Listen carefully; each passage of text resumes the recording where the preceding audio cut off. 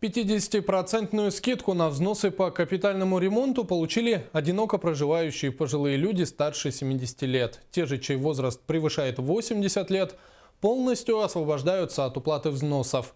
Соответствующий закон вступил в силу с 1 января этого года. В документе также указываются другие льготные категории граждан. Это инвалиды первой и второй группы, а также семьи с детьми-инвалидами. Льготы в этом случае будут монетизироваться и поступать в виде субсидий.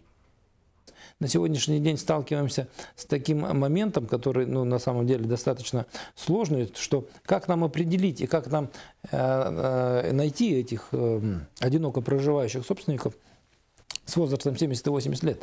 К нам уже обращаются такие граждане, вот, в частности письменно, которые представляют подтверждение своего возраста, представляет свой лицевой счет. И фактически получается, что на сегодняшний день это единственный путь для того, чтобы определять этих людей. Для формирования нового списка необходимо подать письменное заявление с указанием возраста и свидетельством о праве собственности.